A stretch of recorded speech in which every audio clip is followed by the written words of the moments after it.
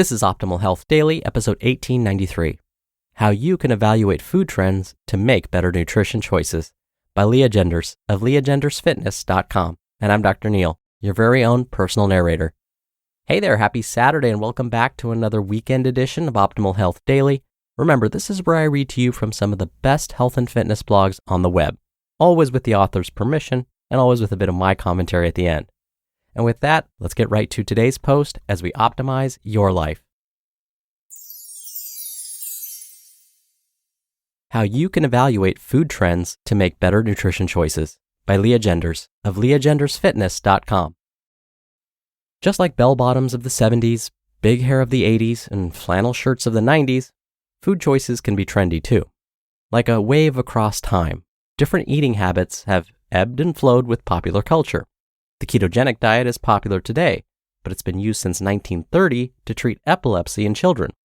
What was once old is new and trendy again.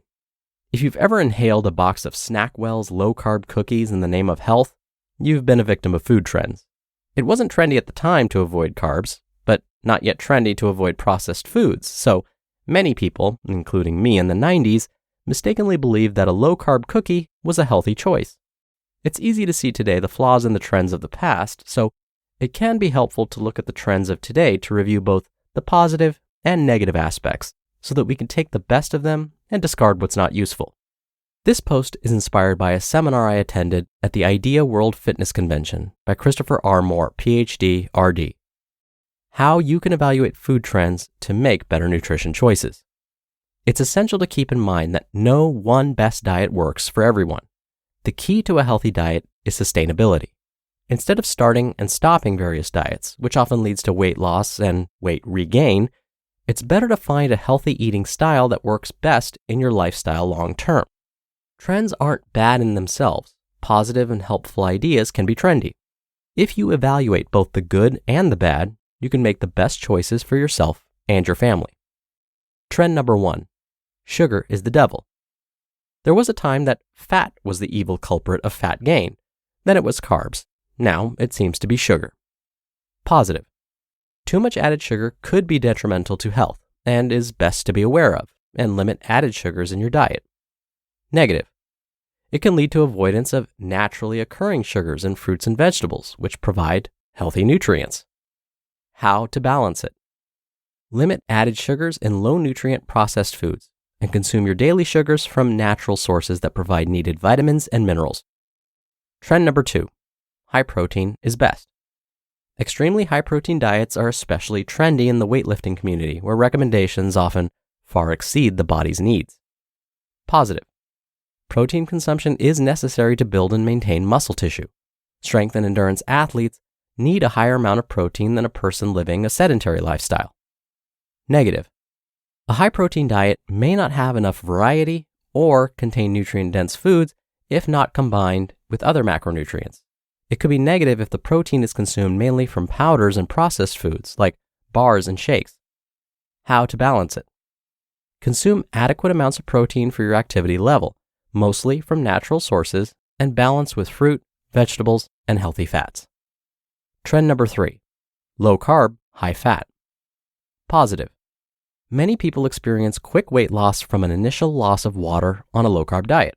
It can be motivating to see fast results and may propel additional positive actions toward weight loss goals.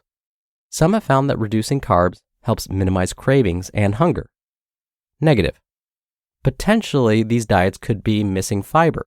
Also, it may be hard for some people to maintain this type of diet over the long term. Some people experience low energy.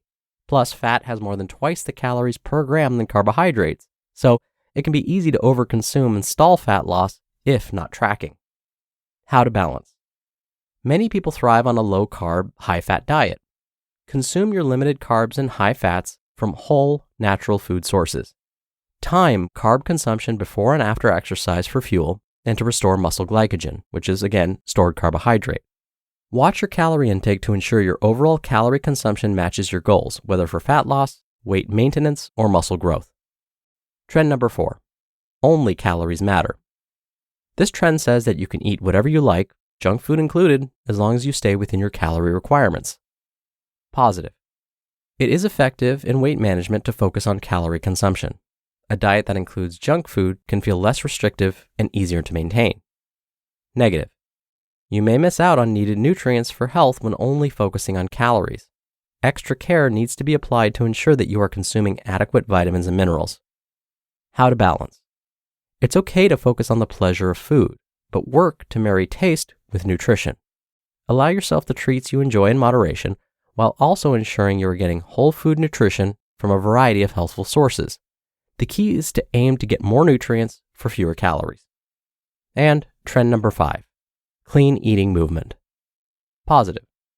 Nearly everyone would benefit from consuming a wide variety of whole, minimally processed foods derived from nature. Negative.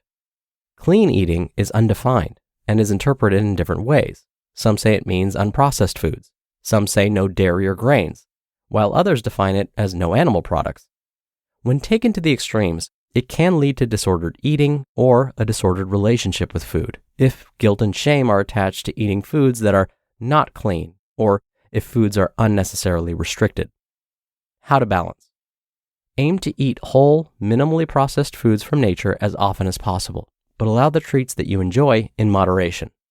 Try not to look at foods as good or bad, clean or dirty, but on a continuum, and work to make the best choices that are available to you in the situation without judgment.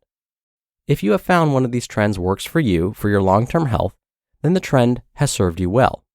I am not here to say that one way of eating is superior to another, but to challenge you to think through the potential positives and negatives of your choices so that you can make the best decision for yourself.